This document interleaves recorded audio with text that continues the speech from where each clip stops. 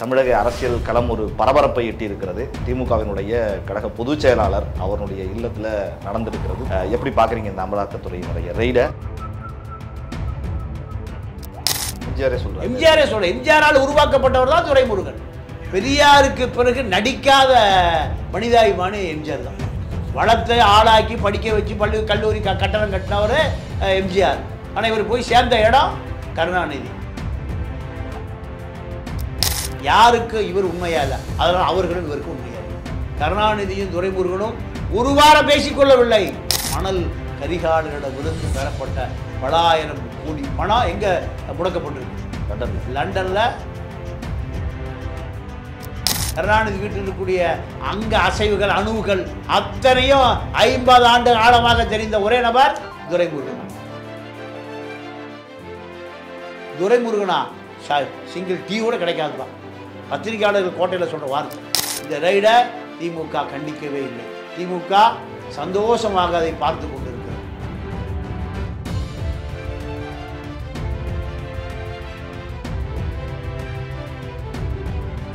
ஜாம்பவான் நேயர்களுக்கு பிரபாகரனின் அன்பு வணக்கம். இன்றைய அரசியல் அரங்கம் நிகழ்ச்சியில் நம்மோடு இணைந்திருக்கக்கூடிய சிறப்பு விருந்தினர் மூத்த ஊடகவியலாளர் திரு பாண்டியன் சார் அவர்கள். வணக்கம் சார். வணக்கம்.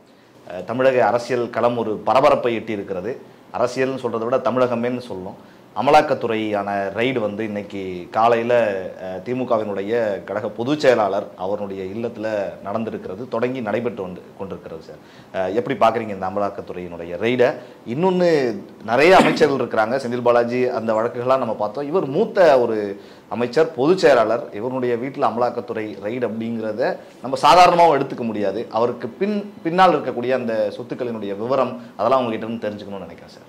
இல்லை, இப்போ துரைமுருகன் மிக சாதாரணமான பச்சைப்பன் கல்லூரி மாணவர், திராவிட இயக்க மாணவர் இயக்க தலைவர்.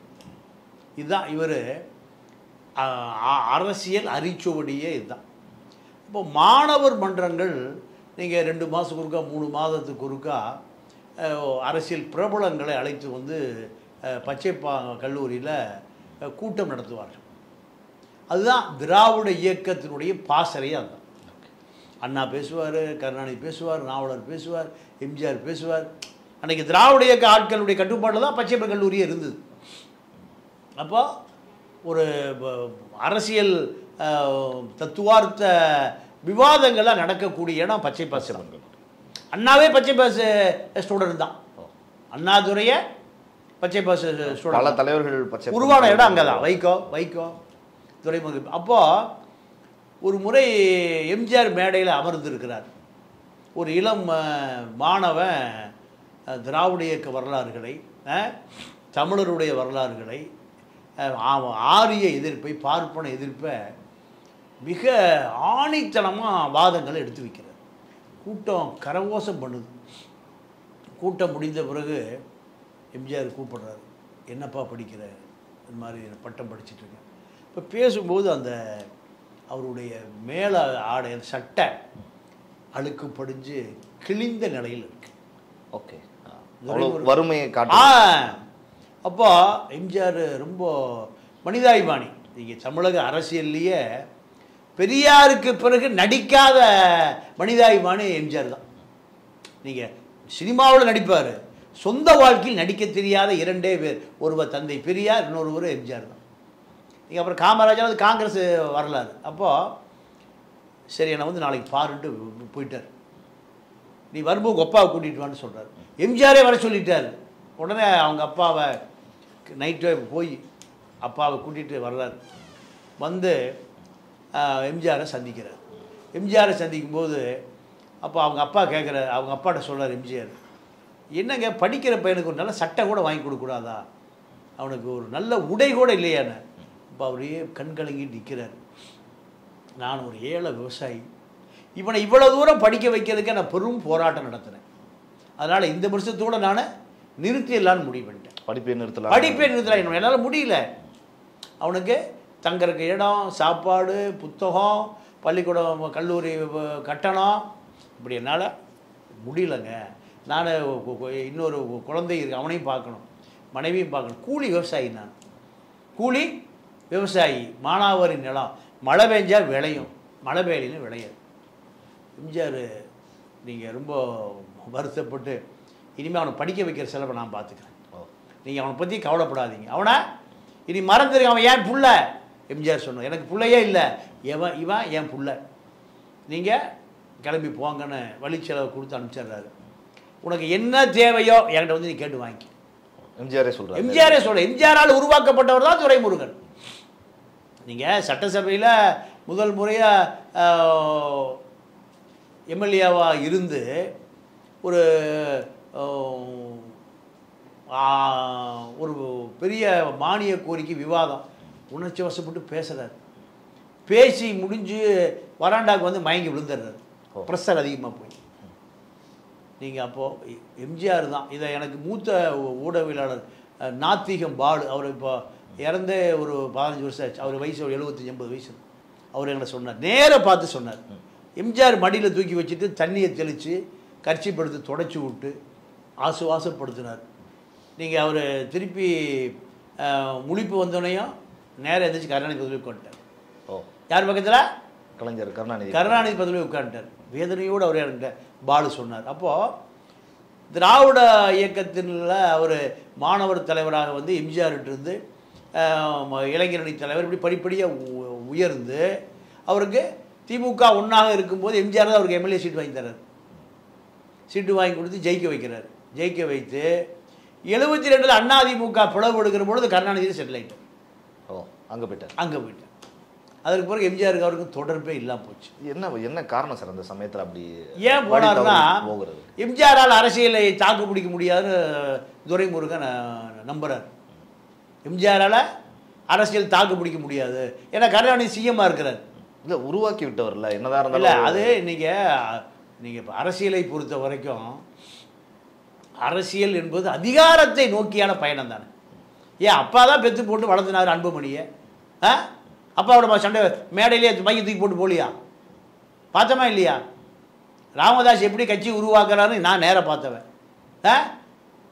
தனி நபராக புட்டியை தூக்கிட்டு ஊர் அலைஞ்சதை நான் கண்ணால் பார்த்தேன் சார். இல்லை அப்போ நீங்கள்லாம் இதில் தான் பார்த்துருப்பீங்க, படத்தில் தான் பார்த்துருப்பீங்க. திராவிட கழக ஆஃபீஸில் கோயம்புத்தூரில் திருவள்ளூர் பஸ் ஸ்டாண்டுக்கு உள்ளேயே இருக்குது, இன்றைக்கி இருக்காது. ராமகிருஷ்ணன் தலைமையில் அலுவலகம், அதுதான் தலைமை அலுவலகம் கோயம்புத்தூரில். அங்கே ஒரு சஃபாரி சட்டையும் பேண்டையும் போட்டுட்டு வெளியூர் பயணம் போகிற பயணியை போல் பொட்டியை தூக்கிட்டு வந்து அங்கே ஆசுவாசப்படுத்துகிறத ராமதாஸை நான் பலமுறை பார்த்துருக்கேன். அதே போல் திருமாவளவனும் ராமதாஸை முதல்ல சந்திச்சு 2 பேரும் கை கொடுத்து அறிமுகமான இடம் ஓவியா இருக்காங்கல்ல, இந்த ஜீவா சகாப்தை அவங்க வீடு கட்டுறாங்க 91. ராமதாஸ் தலைமையில் அந்த வீடு கிரக பிரவேசம். அன்றைக்கு தான் திருமாவளவனும் ராமதாஸும் 2 பேரும் ஒருவர் அறிமுகமான இடம் நீங்கள் வள்ளிநாயகம் ஓவியா வீடு. அப்போ நான் அன்னைக்கு கூட இருக்கிறேன். இப்படி பல வரலாறுகள் எனக்கு தெரியும் சமகாலத்தில். அப்போ துரைமுருகன் கருணாநிதி தான் நமக்கு எதிர்காலம்னு போயிட்டார். வளத்தை ஆளாக்கி படிக்க வச்சு கல்லூரி கட்டணம் கட்டினவர் எம்ஜிஆர். ஆனால் இவர் போய் சேர்ந்த இடம் கருணாநிதியில் சேர்ந்த பிறகு அந்த காலத்தில் சுப்பு, துரைமுருகன், ரகுமான் கான் மும்மூர்த்திகள். அப்போ ஆற்றல், அழித்தல், படைத்தல் 3 பேர் தான் எம்ஜிஆரை கண்ணில் விரல விட்டு ஆட்டுவாங்க. கருணாநிதியுடைய படை தளபதிகள் தான் சட்டமன்றம், தமிழ்நாடு மன்றம் எல்லாமே. நீங்கள் சுப்பு பேசுகிறாருன்னா அப்புறம் கூட்டம் பலாயிரக்கணக்கான பேர் கூடுவான். துரைமுருகன் பேசுகிறாருன்னா இப்போ நீங்கள் சவுத்தார்கா நார்த்தார்கா பலாயிரம் பேர் கூடுவான். ரகுமான் கான் பேசுகிறாருன்னா நீங்கள் பலாயிரக்கணக்கான பேர் கூடுவான். 3 பேர் தான் எனக்கு தெரியும், சுப்பு, ரகுமான் கான், துரைமுருகன். இப்போ இப்படியே நகர்ந்து எம்ஜிஆரால் உருவாக்கப்பட்ட துரைமுருகன் கருணாநிதியோட நெருக்கமாகிறார்.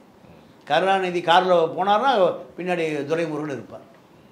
இந்த அளவுக்கு கருணாநிதியோட இணக்கமான துரைமுருகன் ஒரு காலகட்டத்தில் கருணாநிதி இல்லாமல் துரைமுருகன் இல்லாமல் கருணாநிதி இல்லை. ஆற்காடு வீராசாமி என்பவர் அதுக்கு பின்னாடி வந்தவர் தான். துரைமுருகனுக்கு அப்புறம் தான் ஆற்காடு வீராசாமி. முதல்ல வந்து துரைமுருகன் தான். எப்போ திராவிட இயக்க மாணவர் பேரவையிலேருந்து வராரு. திராவிட இயக்க தலைவர்களுடைய பட்டியல் எடுத்திங்கன்னா வைகோ, இலா கணேசன், துரைமுருகன், ரகுமான் கான், சுப்பு, இப்படி அந்த தமிழ்நாடு முழுக்க மாணவர் போராட்டம் 1965 இந்தி போராட்டத்தை தலைமை தாங்கி நடத்தியதே இவர்கள் தான். திமுக 67 ஆட்சிக்கு வருவதற்கே மாணவர்களுடைய இந்தி போராட்டம் தான் பாலமாக அமைந்தது. 700 மாணவர்கள் காங்கிரஸால் சுட்டு கொல்லப்பட்டார்கள். 200 பேர் பட்டியல் சொன்னால் 70 பேர் லிஸ்ட் வச்சுருக்கான். ஆனால் கொல்லப்பட்டவன் 700 மாணவர்கள், அத்தனை பேர் மாணவர்கள். இந்தி போராட்டம் நடக்கிற பொழுது இந்தி போராட்டம் நடக்கிற போது நீங்கள் அந்த போராட்டத்தை காங்கிரஸ் கட்சியை, பக்தவச்சலத்தை, அரசியலை சாவுமணி அடித்தவர்களே இந்த மாணவர்கள் தான். ஓகே, அண்ணா அதில் ஒரு முக்கியமானவராக துரைமுருகன். துரைமுருகன். நீங்கள் வேலூர், காட்பாடி, சவுத் ஆர்காடு, நார்த் ஆர்காடு அந்த பகுதி பூரா நீங்கள் இந்த திமுகவுக்கு மிகப்பெரிய பலமாக இருந்தவர் துரைமுருகன் தான். துரைமுருகனை தாண்டி அன்னைக்கு வந்து மாணவர் தலைவர் செஞ்சி ராமச்சந்திரன் மாணவர் தலைவர். இப்போ அவர் மதிமுக மத்திய அமைச்சர் போட்டு இப்போ கடைசியில் ஏடிஎம்கேல போய் இணைஞ்சிட்டார். மிகப்பெரிய திராவிட இயக்க சிந்தனையாளர், ஆற்றல். இந்த பக்கம் துரைமுருகன், அந்த பக்கம் செஞ்சி ராமச்சந்திரன் தான். சவுத் ஆர்காடு, நார்த் ஆர்காடு இப்போ ராமதாஸ் அரசியல் பண்ணுகிற வன்னியர் பெல்ட்டில் மிகப்பெரிய ஆளுமைகள் 2 பேர் தான். அது வரைக்கும் யாருமே வளர முடியல அந்த ஏரியாவில். இப்போ இந்த துரைமுருகனை பொறுத்த வரைக்கும், துரைமுருகன் இப்போ 2ஆம் தலைமுறை. ஸ்டாலின்கிட்ட இப்போது அமைச்சராக இருக்கார். 2ஆம் ஸ்டாலின், நீங்கள் கருணாநிதிகிட்ட 2ஆம் இடம், அன்பழகன் மறைந்த பிறகு அந்த இடத்துக்கு அவர் தான் வந்தார். இப்போ ஸ்டாலினிடமும் அவர் தான் 2ஆம் இடம். அவரை தவிர்க்கவே முடியல. அவரை கட்டுப்படுத்துகிறா ரஜினிக்கு பஞ்சாயத்து போகுது.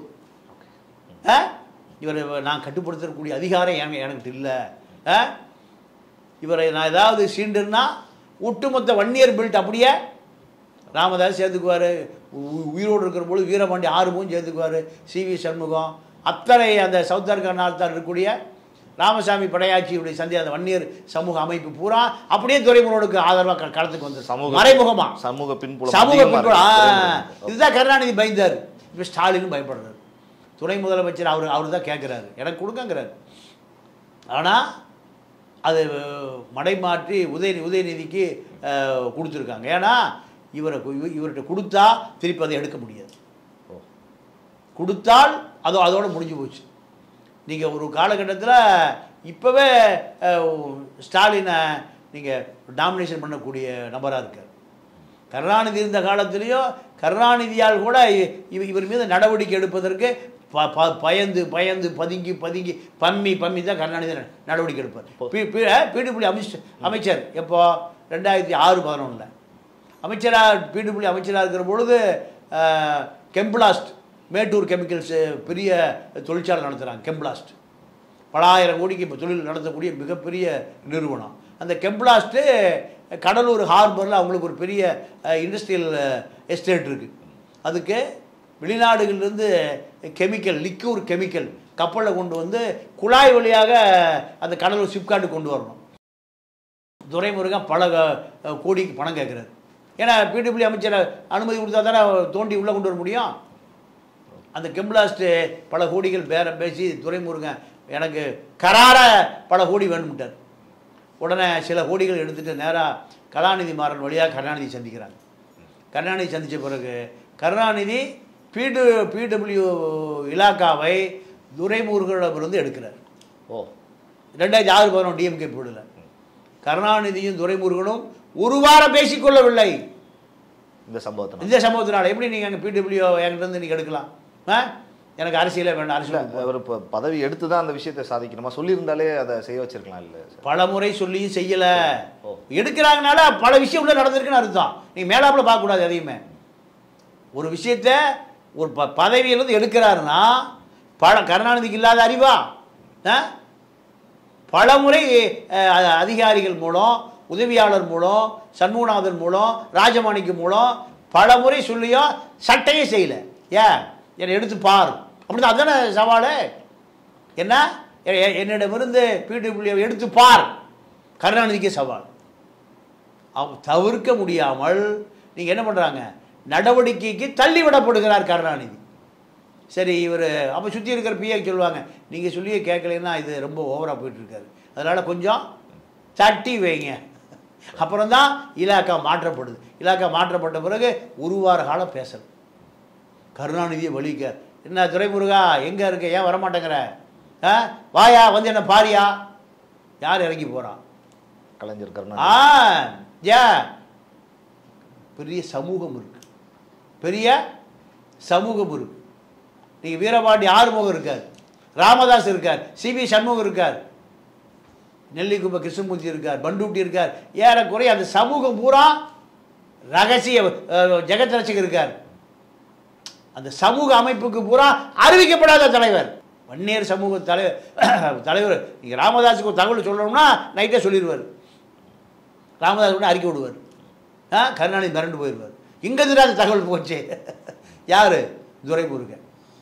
அதே போல் சிவி சண்முகம், எடப்பாடி அவர்களோடவே நெருக்கமாக இருக்காருன்னெலாம் கூட. நீங்கள் இந்த தேர்தல் இப்போ எலெக்ஷன் நின்னார்ல, காட்பாடியில் 709 ஓட்டு தோற்று போயிட்டார். தோற்று போனவர் எப்படி எம்எல்ஏ ஆகி மந்திரி ஆயிருங்க கேட்குறீங்களா? 780 ஓட்டு லீடிங் வரும்போதே 21 ஃபோனை போட்டு, தம்பி நான் தோற்று போயிடுவேன், என்னை கை விட்டானுங்க, இவனு புலம்புறார், அண்ணா கவலைப்படாதீங்க, நீங்கள் ஜெயிச்சிருவீங்க, நீ மந்திரி ஆவீங்கன்னு ஸ்டாலின் சொல்கிறார். நேராக அடுத்து போனோம் எடப்பாடிக்கு போடுறார். யார்? துரைமுருகன். எடப்பாடிக்கு போன போட்டு, நான் உங்களுக்கு எவ்வளவு உதவி செஞ்சுருக்கேன். இப்போது அதிமுக ஆட்சியில் இருக்கிற பொழுது திமுகவை கட்டுப்படுத்தக்கூடிய ஒரு பெரிய சூட்சுமமாக நான் உங்களுக்கு பாலமாக இருந்திருக்கேன். இப்போ நான் தோற்று போயிடும், தோற்றா அமைச்சராக முடியாது, என்னுடைய அரசியலே முடிஞ்சு போயிடும். எதிராக நிற்கக்கூடிய அதிமுக வேட்பாளரை வெளியேற சொல்லுங்கிறார். இதுக்கெல்லாம் என்ன ஆதாரமாக நான் கேட்கலாம், ஆதாரத்தை சொல்கிறேன். உடனே எடப்பாடி கூப்பிட்டு அந்த அதிமுக வேட்பாளர் ராமு கூப்பிட்டு நீ வெளியேறியிருக்கிறார். ஏன் நமக்கு ஸ்டாலினே நம்ம சோப்பில் இருக்கிற மாதிரி யார் இருந்தா? துரைமுருகன் இருந்தா. நீங்கள் அந்த பகுதிக்காரர், உங்களுக்கு அரசியல் தெரியும். அப்போது ராமு கணத்த இதயத்தோடு அவரே நினைக்கிறாரு, ஏடிஎம்கே மீண்டும் ஜெயிச்சு நம்ம மந்திரியாளர் நினைக்கிறாரு ராமு. அப்போ எடப்பாடியுடைய கட்டளைப்படி ராமு வெளியேறுகிறார். வெளியேறியதனுடைய விளைவு தான் அதிமுகவுடைய அமைப்பு செயலாளருங்கிற ஒரு பெரிய பதவி ராமுவுக்கு வந்து சேரும். இருக்காப்போ அதுக்கு பின்னாடி இவ்வளோ பெரிய ஒரு அரசியல் துரைமுருகன் அவர்களுடைய ஒரு இன்ஃப்ளூயன்ஸாக இருக்கு. அப்போ அதன் பிறகுதான் துரைமுருகன் 780 ஓட்டில் பெரிய வன்னியர் சமூகத்துக்கு அத்தனையுமே அவருக்கு பின்னாடி நிற்கிது. எவனுக்கு நல்லது பண்ண மாட்டார். யாருக்கும் கொடுப்பால் செய்த ஒரு உருவம்னா துரைமுருகன் தான். ரொம்ப கடுமையான விமர்சனம். வேற உண்மை சொல்லித்தான் ஆகணும், உண்மையை சொல்லித்தான் ஆகணும். நீங்கள் இவரால் உருவாக்கப்பட்டவர் தான். அங்கே இருக்கக்கூடிய பல ராணிப்பேட்டை காந்தி இவரால் உருவாக்கப்பட்டவர், தேவராஜ் இவரால் உருவாக்கப்பட்டவர், ஏவாவேலு, இப்படி பல பட்டியலை சொல்லிகிட்டே போகலாம். இவரால் உருவாக்கப்பட்டவர். ஆனால் யாருக்கு இவர் உண்மையா இல்லை, அதனால் அவர்களும் இவருக்கு உண்மையா இல்லை. சரியா? அப்போது சரியாக இருந்தால் 5 மந்திரி இவர் சோப்பில் வச்சுருப்பார். ராணிப்பேட்டை காந்தி ஒரு பழைய சாராய வியாபாரி. ராணிப்பேட்டை காந்தி நீங்கள்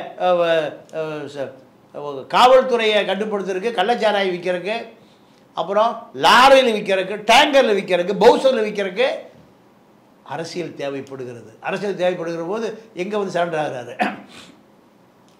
துரைமுருகன் வந்து சரண்டர் ஆகிறார் ராணிப்பேட்டை காந்தி.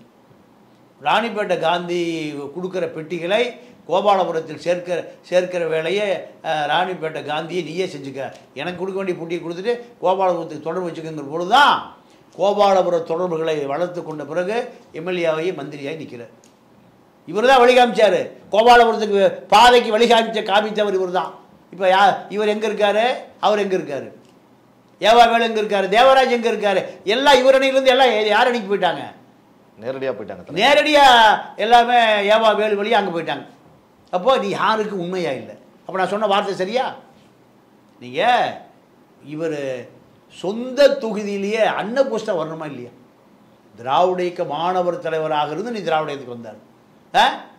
இப்போ அண்ணாமலையோட பார்ட்னர், அண்ணாமலையுடைய மைத்துனர் கரூரில் வச்சிருக்கிற பிரிக்ஸ் அந்த செங்கல் தொழிற்சாலைக்கு மணல் கரிகாலம் தான் செம்மண்ணை பல ஆயிரம் டன் கொடுத்துருக்கான். யார்? நீர்வளத்துறை அமைச்சர் யார்? துரைமுருகன். துரைமுருகன் தெரியாமல் எப்படி கரிகாலம் கொடுக்க முடியும்? அப்படியே ரெய்டு. காரணம் இப்போ அண்ணாமலைக்கு நேரம் சரியில்லை. ஏன் நேரம் சரியில்லைன்னா அதிமுகவுடைய கூட்டை உடைத்த காரணத்தினால் பிஜேபியை இவரை ரசிக்கலை. அதான் இவர் தப்பிச்சு லண்டன் போகிறாரு, திருப்பி வர்றாரு. காலப்பட்டி ஜோசியர் சொல்லியோ உனக்கு நேரம் சரியில்லையா, ஆர்எஸ்எஸ்ஸே உன் மேலே கோபமாக இருக்குது, பிஜேபி தலைமையே உன் மேலே கோபமாக இருக்குது, அதனால் உனக்கு சுக்கிர 7 இருக்குது, யமகண்ட 4 இருக்குது, பச்சை வேட்டி முருகனுக்கு உகந்த பச்சை வேட்டி கட்டி சாட்டையில் சவுக்கில் அடிச்சுட்டு செருப்பு போடாமல் பழனி மலைக்கு போ, சூர சம்ஹாரம் கோபம் முருகனுடைய கோபம் குறைஞ்சிதுன்னா உனக்கு மீண்டும் பதவி நிலைக்கும், உனக்கு ரைடு நடக்காது. இதெல்லாம் யார்? காலப்பட்டி ஜோசியர் சொன்ன பிறகு ஏன் பிஜேபிக்காரன் காய் வேட்டியில் கட்டுவான்? ஏன் பச்சை வேட்டிக்கு போகிற? பிஜேபிக்கு ஆர்எஸ்எஸ்க்கு பச்சையே பிடிக்காது, முருகனையே பிடிக்காது. முருகனை பிடிக்காம தான் விநாயகனை கண்டுபிடிச்சிருக்காம ஆர்எஸ்எஸ். இந்த அறிவு கூட இல்லாத அண்ணாமலை இப்போ எங்கே கொண்டு விட்டார்? சனியனை துரைமுருகன் வீட்டை கொண்டு விட்டார். இந்த துரைமுருகனும் அண்ணாமலையும் கரிகாலன் மூலம் பல கோடி ரூபாய்க்கு பெருமானமான செங்கல் தொழிற்சாலைக்கு தேவையான ரா மெட்டீரியல் செம்மண்ணை பல 100 கோடிக்கு சப்ளை செய்யப்பட்டிருக்கு. இந்த அமலாக்கத்துறை ரெய்டுக்கு பின்னாடி அண்ணாமலையோட தொடர்பு தான் இருக்குன்ற வேற ஒன்றும் இல்லை. அண்ணாமலைக்கு இப்போ ஆர்எஸ்எஸ் பிஜேபி அண்ணாமலையினுடைய பினாமிகளை சிவகுமார், கோயம்புத்தூரில் இருக்கிற அகிலா, அண்ணாமலையுடைய மனைவி அகிலாவுடைய உறவினர் செல்வகுமார், சிவகுமார், எல்லா குமார் ஊர்லேயும் ரைடு நடக்குது. எல்லாத்துக்கும் அண்ணாமலை ரைடு விட்டார். எல்லாத்துக்குமே அண்ணாமலை ரைடு விட்டது போக இப்போ அண்ணாமலைக்கு வேண்டிய ஆட்கள் கூட ரைடு நடக்குதுன்னா அண்ணாமலைக்கு நேரம் சரியில்லை. அதான் பச்சை வேட்டி, சாட்டை அடி, சவுக்கடி, காலில் செருப்பு போடாமல் நீங்கள் காவடி எடுத்துட்டாலும் எங்கே போவாங்க? முருகன் கோயிலுக்கு போவாங்க. இப்போ நேராக எங்கள் துரை முருகன் வீட்டுக்கு போயிட்டுருக்காரு. இதுதான். அப்போது திமுக இந்த ரைடை ரசிக்குது. திமுக இந்த ரைடை ரசிக்குது. ஒட்டுமொத்தமாக திமுகவில் இருக்கக்கூடிய துரை முருகனை பிடிக்காத இப்போ குடியாத்த குமரனுக்கெல்லாம் துப்பாக்கி பாதுகாப்போடு அரசு குடியாத்த குமரனை பாதுகாக்குது. என்ன காரணம்? துரைமுருகனை எதிர்த்து அரசியல் பண்ணக்கூடிய குடியாத்த குமர கட்சியிலிருந்து தொலை தூரத்தில் தூக்கி அடிக்கணும். அவரை பாதுகாத்து வச்சிருக்கு திமுக. அப்போ துரைமுருக ஒரு ஆபத்தான பேர்வழி. துரைமுருகனை கட்டுப்படுத்துவதற்கு எங்கே போய் பஞ்சாயத்து போக வேண்டியது இருக்குது? ரஜினிகிட்ட போய் கலைஞர் என்னும் தாய் புத்தகத்தை எழுதி மேடையில் உட்கார வச்சு ஒரு 5000 தொண்டர்களை வைத்து துரைமுருகன் கண்ணில் கலைஞர்கள்லேயே விரல விட்டு ஆட்டுவார். பாஸ் ஆகிட்டார் +2ல் பெஞ்சை தேய்ச்சின்னு உட்கார்ந்துருக்காரு. கிளம்பி போங்கய்யா சொன்னாரா ரஜினி? திமுக சொல்லாமல் சொல்லுவாரா? திமுக உள்கட்சி தகராறுல வந்து ரஜினி தலையிடுவாரா? அதுவும் பொது மேடை. அப்போ வாய் யாருது? ரஜினி. இது வார்த்தை யாருது? திமுகவுடைய வார்த்தை. அப்போ அந்த அளவுக்கு குடைச்சல். கூட ராமதாஸையும் சேர்த்துக்குவார் ரகசியமாக. இப்போ துரைமுருகனை பொறுத்தவரை அவருடைய சம்பந்தி கர்நாடகாவில் பெரிய தொழிலதிபர். பலாயிரம் கோடிகள். நீங்கள் எங்கே பேசுவதெல்லாம் தமிழ், ஆனால் இன்வெஸ்ட்மெண்ட்டு பூரா அவருடைய சம்பந்தி மூலம் பெங்களூரில் ஏறக்குறைய ஒரு 5000 கோடிக்கு முதலீடு செய்யப்பட்டிருக்கு. 5000 கோடிக்கு. அதை விட லண்டனில் கரிகாலனும் துரைமுருகனுடைய பையன் கதிர் ஆனந்தும் சேர்ந்து ஒரு பெரிய போலோ கிரவுண்டோட 5 நட்சத்திர ஹோட்டல் விலைக்கு வாங்கியிருக்காங்க. நீங்கள் இது சில ஆயிரங்களோ பல கோடிகளோ நம்ம பெருமானம் உள்ளது அல்ல. பலாயிரம் கோடி பவுன்ஸுகள். நம்ம ஊரில் 100 ரூபா சேர்ந்தா தான் அவன் ஊருக்கு 1 ரூபா, 1 பவுன்ஸ். இப்படி பலாயிரம் கோடி பணம் மணல் கரிகாலனிடமிருந்து பெறப்பட்ட பலாயிரம் கோடி பணம் எங்கே முடக்கப்பட்டிருக்கு? லண்டனில் 5 நட்சத்திர ஓட்டல்களாக குவிக்கப்பட்டிருக்கு. தமிழ்நாடு முழுக்க மணல் கரிகாலன் மூலம் மாதந்தோறும் நீங்கள் பலாயிரம் கோடி ரூபாய் வந்தது. இது 60 துரைமுருகனுக்கு 40 பார்ட்டி ஃபண்டு, கட்சி நிதி. இதை கடைசி வரை கொடுக்கவே இல்லை. யாருக்கு? பார்ட்டி ஃபண்டுக்கு. கட்சி கொடுக்கவே இல்லை. அதையும் தானே வச்சுக்கிட்டாரு. என்ன அண்ணன் என்னென்ன ஆச்சு? தர்றேன். ஸ்டாலின் அதுக்கு மேலே நீங்கள் நெருக்கி கேட்க முடியாது. ஏன்? ஸ்டாலின் குழந்தையாக இருக்கும்போது கருணாநிதி வீட்டு இளைஞன் யார்? துரைமுருகன். கருணாநிதியிட்ட நீங்கள் காரில் பின்னாடி அமர்ந்து போகக்கூடிய நெருக்கமான இளைஞன். கதை பூரா தெரியும். கருணாநிதி வீட்டில் இருக்கக்கூடிய அங்கே அசைவுகள், அணுவுகள், அத்தனையும் 50 ஆண்டு ஆழமாக தெரிந்த ஒரே நபர் துரைமுருகன் தான்.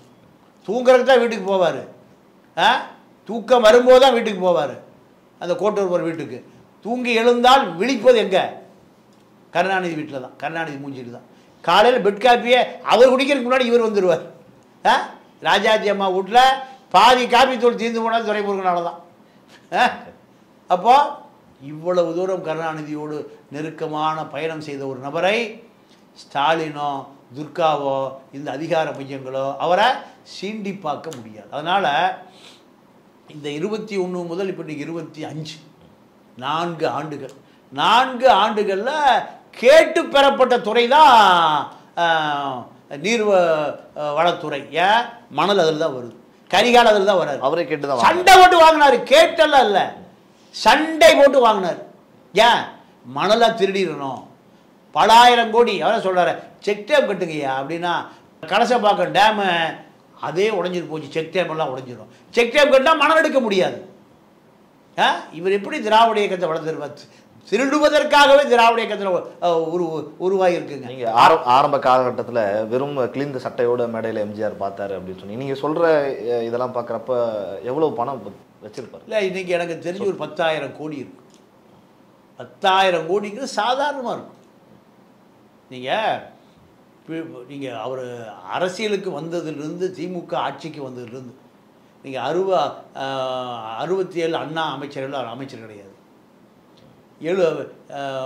மீண்டும் தேர்தல் 71 2 வருது அமைச்சர், 77 வரைக்கும் அமைச்சர், 77 to 87 எம்ஜிஆர் ஆட்சி, 89 91 அமைச்சர் யார்? துரைமுருகன். 91 96 ஏடிஎம்கே இல்லை, 96 2001 அமைச்சர். அப்போது மீடு 2001 2006 ஏடிஎம்கே அமைச்சர் இல்லை, 2006 11 அமைச்சர், 2021 2025 இப்போ அமைச்சர். எத்தனை முறை அமைச்சர்? எல்லாமே போர்ட்போலியோ கருணாநிதிட்ட சண்டை போட்டு வாங்குவார். எனக்கு பீட்டுப்புள்ளியை கொடுங்க, எனக்கு நீங்கள் அண்ணாவிட்டே சண்டை போட்டு வாங்கினவர் கருணாநிதி. அண்ணா 67 ஆட்சி அமைச்சாச்சு. ஆட்சி அமைச்ச பிறகு அண்ணாட்ட எனக்கு பீட்டுப்புள்ளியை கேட்குறாரு. அண்ணாவுடைய தம்பி தானே துரைமுருகன், எப்படி இருப்பார்? அண்ணா பீட்டுப்புள்ளியும் உள்துறையும் கேட்குறாரு. யார்? கருணாநிதி. இல்லை, உள்துறை போலீஸ் இருக்குது, நீ ஏடா கூடமாக எதிர்கட்சிக்காரன் பூரா பிடிச்சி உள்ளே போட்டு அதனால் கொடுக்க முடியாதுன்றார் அண்ணா. சரி, பீட்டுப்புள்ளியை கொடுத்தா அது ஊழல் நிறைய வந்துடும், எதிர்கட்சி பூரா திமுக ஒழிச்சிடுவான். அண்ணா முடியாதுங்கிறார். ஏன்னா பீட்டுப்புள்ளியில் தானே ரோடு போடுறது, கட்டணம் கட்டுறது எல்லாமே. அப்போ வந்து நெடுஞ்சாலைத்துறை கிடையாது, பீட்டுப்புள்ளியில் தான் நெடுஞ்சாலைத்துறை இருந்தது. அண்ணாட்ட 3 நாள் பதவி ஏற்காமல் கோபித்து கொண்டு போய்விட்டார் கருணாநிதி. அப்போ அண்ணா வந்து இப்போ இருக்கக்கூடிய கலைவாண அரங்கு பக்கத்தில் இருக்கிற கெஸ்ட் ஹவுஸில் தங்கியிருக்கார். சி சுப்பிரமணியம் அங்கே தங்கியிருக்கார். முதலமைச்சராக பதவி ஏற்ற பிறகு இரவில் படுக்க வர்றாரு. படுக்க வரும்போது பக்கத்து அறை சி சுப்பிரமணியம், காங்கிரஸில் பெரிய ஜாம்பவான், சிஎஸ்ன்னு சொல்லுவாங்க. சிதம்பரத்துக்கு கொண்டு போய் டெல்லியை காமிச்சவர் அவர் தான், சி சுப்பிரமணியம். சி சுப்பிரமணியம் 11 மணிக்கு போகிறார், கூப்பிட்ற அவர் ரூமுக்கு போகிறார் முதலமைச்சர். என்ன இந்த பதவியே ஏற்க மாட்டேங்கிறான், பிரச்சனை பண்ணுறான், பீட்டுப்புள்ளியவே வேணுங்கிறான். பீட்டுப்புள்ளியை கொடுத்தா அதில் பாலம் கட்டி ரோடு போட்டு கட்டணம் கட்டினா எதிர்கட்சிக்கார பூரா தூக்கிடுவான், இவன் இந்த போய் கமிஷன் வாங்கிடுவான். யார்? கருணாநிதி. அப்போது இவன் அதே வேணும்னு 3 நாளாக அடம் பிடிச்சிக்கிறான், பதவி ஏற்றுக்க மாட்டேங்கிறான். யார்? அண்ணா போய் சிஎஸ் சொல்கிறார். சிஎஸ் இப்போ தான் நீங்கள் ஆட்சியை பிடிச்சிருக்கீங்க, அந்த பையனை அவனை அனுசரித்து போங்க, கேட்டதை கொடுத்துட்டு அவனை அப்பப்போ கண்காணிச்சுட்டு. யார் சொன்னது? சி சுப்பிரமணியம். அதே நிலைமை யாருக்கு வந்திருக்கு? கருணாநிதி உடைய மகனுக்கு துரைமுருகன்கிட்ட நீர், அதாவது எனக்கு மணல் பீடுபுள்ளியோ வேணும், தனியாக பிரித்து நீர்வழி போக்குவரத்து துறையை அப்படியே கொடுக்குறாங்க. எதுக்கு? ஆற்றுல மண்ணல் இருக்கு. அப்படி என்னையா திராவிட இயக்கத்தை? பெரியார் என்ன படித்த, அண்ணாவிட்ட என்ன படித்த, கருணாநிதிட்ட திருடுறது படிச்சிருப்பேன். ஆனால் இதுதான் கருணாநிதி என்னைக்கு சண்டை போட்டு பீடபிள்யூ வாங்கினாரோ, நீங்கள் அண்ணா மேம்பாலம் கட்டுறது கருணாநிதி. அந்த மேம்பாலம் கட்டியதுக்காக இலவசமாக கொடுக்கப்பட்ட கட்டடம் தான் நீங்கள் டுவர்ட்ஸ் எங்கே போகிறீங்க, 1000 விளக்கு போகும்போது லெஃப்ட் சைடில் ஒரு பிரம்மாண்ட பழைய கட்டடம் இருக்கும், பார்த்துருக்கீங்களா? சாலை ஓரமே ஒரு செக்யூரிட்டி மட்டும் உட்காந்துருப்பான், அது கட்டடம் பூரா பூட்டி கிடக்கும். பல கோடிக்கணக்கான கட்டடம். அது வாங்கி கொடுத்தது யார்? இந்த பிடபிள்யூ கருணாநிதி காலத்தில் கட்டப்பட்ட அந்த அண்ணா மேம்பாலத்துக்காக கமிஷன் தொகை தான் அந்த கட்டடம் இன்னைக்கு வரைக்கும் இருக்குது. அது கனிமொழி கட்டுப்பாட்டில் இருக்குது. முதல்ல ஒரு வங்கி இருந்து, நான் சொல்ல இடம் எதுவும் தெரியுதா? நீங்கள் இப்போ மேம்பாலத்தை ஒட்டியே அப்படி டுவர்ட்ஸ் 1000 விளக்கு போகும்போது லெஃப்ட் சைடில் அதுதான் பழைய கட்டடம், வேறு எல்லாம் புது புது கட்டடம். அப்போ யாரிடம் பயிற்சி பெற்றார் துரைமுருகன் பார்த்தீங்களா? இதுதான் துரைமுருகன். துரைமுருகனை பொறுத்த வரைக்கும் லண்டன் ஓட்டல் கதிரானந்தும் கரிகாலனும் நீங்கள் பங்குதாரராக ஒரு பிரம்மாண்ட ஓட்டல் லண்டனில் நிர்வாகித்து வருகிறார் என்றால், கிழிந்த சட்டையோடு அரசியலுக்கு வந்த துரைமுருகனுடைய வாழ்க்கை இன்னைக்கு எங்கே இருக்குது? அவருக்கு வரக்கூடிய சட்டை கிட்ட எல்லாமே இந்த டெட்ரக்ஸ் சட்டை எல்லாமே லண்டன் மேக்கு தான். தைக்கிற டெய்லரும் ஒரு முஸ்தபாவும் ஏதோ பேர், அவரும் அந்த துணியை லண்டன் துணியை இன்னைக்கு வரைக்கும் அவருக்கு தைச்சு கொடுப்பது அவர் தான். அப்போது சாதாரண நபராக திராவிட முன்னேற்ற கழகத்தில் மாணவர் தலைவராக இணைந்த துரைமுருகனுக்கு நீங்கள் ஐடி, நீங்கள் அந்த போல நாடாளுமன்ற தேர்தல் பார்க்கலாம், மூட்டையாக போன பார்த்தீங்களா? 11 கோடி. ஏழை எளியவனுக்கு நீங்கள் ஒரு நேரம் சோறு டீ வாங்கி தர மாட்டார். அங்கே பத்திரிகையாளர் சொல்லுவான், துரைமுருகனா சிங்கிள் டீ கூட கிடைக்காதுப்பா. பத்திரிகையாளர்கள் கோட்டையில் சொல்கிற வார்த்தை. அப்போது இதயமே இரும்பாக மாறிய மனிதர்கள் இவர்கள்லாம். எம்ஜிஆர் என்ன கற்றுக்கிட்டானே தெரியல. இவர் அதான் இன்னும் கற்றுக்கொள்ளாமல் என்னுடைய தலைவன் கருணாநிதி என்று கருணாநிதியில் மட்டும் பணம் பண்ணும் கருணா நிதியை எப்படி கையாள்வது என்பதை கற்றுக்கொண்ட கருணாநிதியுடைய தம்பி தான் துரைமுருகன். இன்னைக்கு ஐடி ரெய்டு நடந்துட்டுருக்கு. இந்த ரெய்டை திமுக கண்டிக்கவே இல்லை. திமுக சந்தோஷமாக அதை பார்த்து கொண்டு இருக்கிறது. மேபி கண்டிச்சாலும் ஒரு ஆறுதலுக்காக தான் கண்டிப்பாங்க போல இருக்குன்னு நினைக்கிறேன். அது ஃபார்மாலிட்டி தான். இந்த தேர்தலோடு என்னுடைய அரசியல் வாழ்க்கை முடிந்து போனதுன்னு சொல்லிட்டு இருக்காரு. மறுபடியும் சீடு கேட்பார். மகன் எம்பி, அப்பா அமைச்சர். துரைமுருகன் மிக எளிதாக அரசியலிருந்து அவரை அகற்ற முடியாது. அதை முதல்ல சொல்லிட்டார். கலைஞர் அமைச்சரவையில் அமைச்சர், ஸ்டாலின் அமைச்சரவையில் அமைச்சர், உதயநிதி அமைச்சரவையிலையும் அமைச்சர், இன்பநிதி அமைச்சரவையிலும் அமைச்சர். இதுதான் துரைமுருகனுடைய எதிர்கால திட்டம், ஆசை. கண்டிப்பாக அது திமுகவில் அவரை தவிர்த்து விட்டு அரசியலே செய்ய முடியாத அளவுக்கு ஒரு அழுத்தமான நபர், கருணாநிதி குடும்பத்தோடு நெருக்கமான நபர். நிறைய தகவல்களை துரைமுருகன் அவர்கள் மீதான அமலாக்கத்துறை சோதனை குறித்தும் அவருடைய பின்புலம் குறித்தும் அவர் கடந்து வந்த பாதைகள் குறித்தும் நிறைய தகவல்களை எங்களோடு பகிர்ந்து கொண்டீர்கள். உங்களுக்கு ஜாம்பவான் நேயர்கள் சார்பாகவும் இந்த பிரபாகரன் சார்பாகவும் மனமார்ந்த நன்றி. வணக்கம். நன்றி.